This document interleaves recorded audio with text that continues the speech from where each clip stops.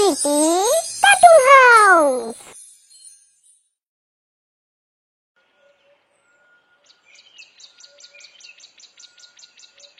অনেকদিন আগের কথা, সোনারগড় রাজ্যের রাজা ছিলেন মহারাজ বিজয়দেব। তিনি সবসময় তার প্রজাদের সন্তান সম বলেই মনে করতেন, তাই প্রজাদের সুখ শান্তি নিয়ে সবসময় চিন্তায় থাকতেন। ফলে সোনারগড় রাজ্য ছিল প্রজাদের সুখ শান্তিতে ভরা শস্য শ্যামল এক রাজ্য। কিন্তু রাজ্যের ওপর হঠাৎই এক ভয়ঙ্কর বিপদ ঘনিয়ে এলো। সোনারগড় রাজ্যে হঠাৎই খরা দেখা দিল। মহারাজ অনেক চেষ্টা করেও কিছুই করতে পারলেন না। মহারাজ, আপনাকে বড় চিন্তিত দেখাচ্ছে। কি হয়েছে মহারাজ? কি যে বলো মন্ত্রী, রাজ্যের এই অবস্থা আর আমি চিন্তায় থাকবো না তা কি হতে পারে? রাজ্যবাসী ভালোভাবে দুবেলা দুমুঠো খেতে পাচ্ছে না। রাজকোষের অবস্থাও তো খারাপ হয়ে এলো। কি যে করবো এবার? মহারাজ, আপনি এত চিন্তা করবেন না, তাহলে আপনার শরীর খারাপ করবে। আপনি অসুস্থ হয়ে পড়লে আমাদের কি হবে বলুন তো? চিন্তা করবেন না মহারাজ, দেখবেন কিছু না কিছু ব্যবস্থা ঠিক হয়ে যাবে। কি ব্যবস্থা হবে? এখন আর ব্যবস্থা হওয়ার আছে নাকি? বৃষ্টির তো দেখা নেই। বৃষ্টি না হলে এ অবস্থার কোনো সুরাহা হবে? কত তো পুকুর খনন করা না, লাভের লাভ তো কিছুই হলো না, জলের দেখাও মিলল না। মহারাজ, আমি বলছিলাম, আমাদের পার্শ্ববর্তী রাজ্যগুলো তো আমাদের বন্ধু রাজ্য। ওদের কাছ থেকে যদি আমরা সাহায্য চেয়ে পাঠাই। হ্যাঁ, ঠিকই বলেছ। এ কথা আমিও ভেবেছি। একান্ত কোনো রাস্তা না পেলে তাই করতে হবে। এরই মধ্যে হঠাৎই একদিন এক সাধু এলেন মহারাজের দরবারে। প্রণাম সাধু বাবা, বলুন আমি আপনার কি সেবা করতে পারি? মহারাজ, আমি আপনাকে কিছু কথা বলতে এসেছি। যে কথাগুলো বলতে এসেছি তাতে আপনার রাজ্যের উপকারী হবে। আপনার অশেষ কৃপা সাধু বাবা। আপনি অন্দরমহলে চলুন, একটু জল আহার গ্রহণ করে বিশ্রাম নিন, তারপর আপনার সব কথা শুনবো।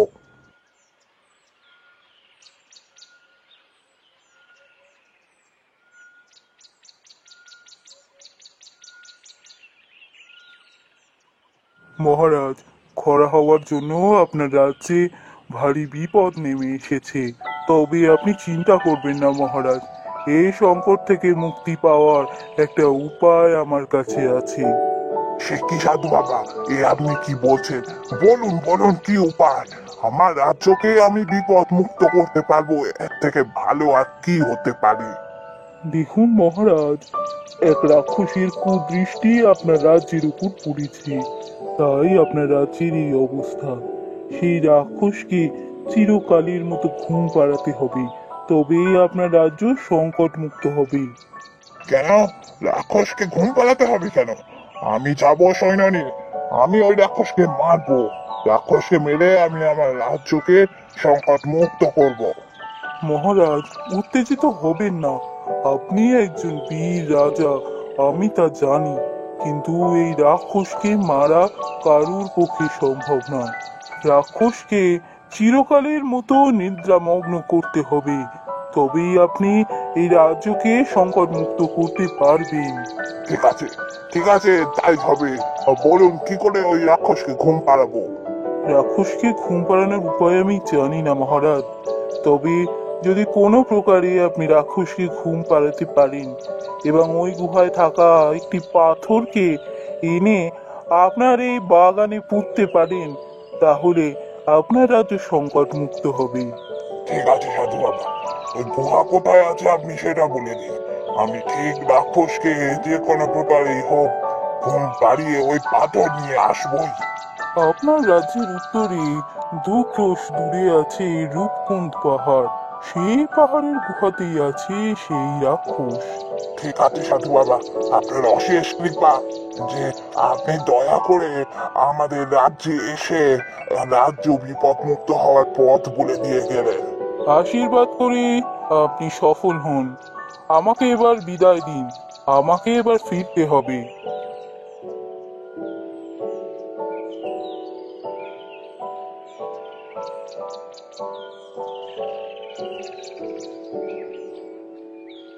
সাধু বাবা চলে যাওয়ার পর মহারাজ রাজপুত্র আর মন্ত্রী মশাইকে সমস্ত ঘটনা জানালেন। না পিতা, আমি থাকতে আপনি যাবেন তা কখনো হতে পারে না। আমি যাব সেই গুহায়, সেই গুহায় গিয়ে ওই পাথর আমি ঠিক নিয়ে আসবো। হ্যাঁ মহারাজ, রাজকুমার ঠিক কথাই বলেছে। রাজকুমারের যাওয়াই ঠিক হবে। আপনি চলে গেলে রাজ্য বিপদে পড়তে পারে। ঠিক আছে, তবে তাই হোক। রাজকুমার, আর দেরি করা ঠিক হবে না, তুমি কালই বেরিয়ে পড়ো। জি আজ্ঞে পিতা, আমি আজ সমস্ত ব্যবস্থা করে রাখছি, কাল ভোরবেলায় আমি রওনা দেব। তবে পিতা, আমি চাই আমি সাধারণ মানুষের বেশে যাব, রাজবেশে নয়। কারণ রাক্ষসের ঘুমানোর উপায় সাধু বাবা বলে যেতে পারেননি, সেটা আমাকে সাধারণ মানুষের সাথে কথা বলেই জানতে হবে। রাজবেশে থাকলে হয়তো অনেকেই কথা বলতে ভয় পাবে, তাই আমি সাধারণ মানুষের বেশে যাব।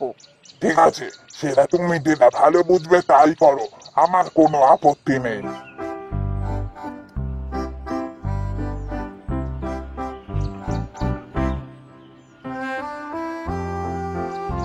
পরের দিন সকালে গ্রামের এক সাধারণ ছেলের ছদ্মবেশে রাজকুমার পথে নামলেন সেই গুহার উদ্দেশ্যে।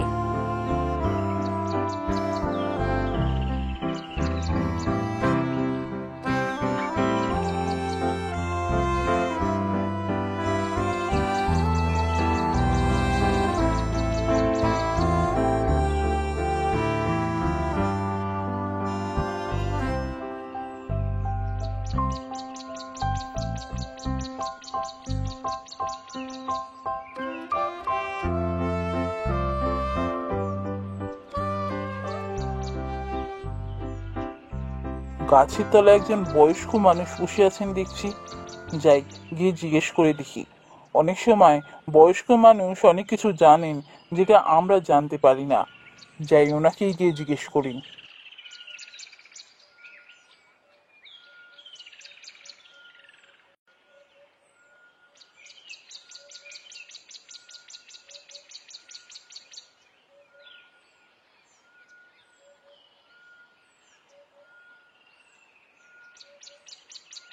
গাছের তলায় একজন বয়স্ক মানুষ বসে আছেন দেখছি, যাই গিয়ে জিজ্ঞেস করে দেখি।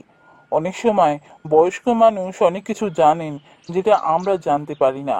যাই ওনাকেই গিয়ে জিজ্ঞেস করি।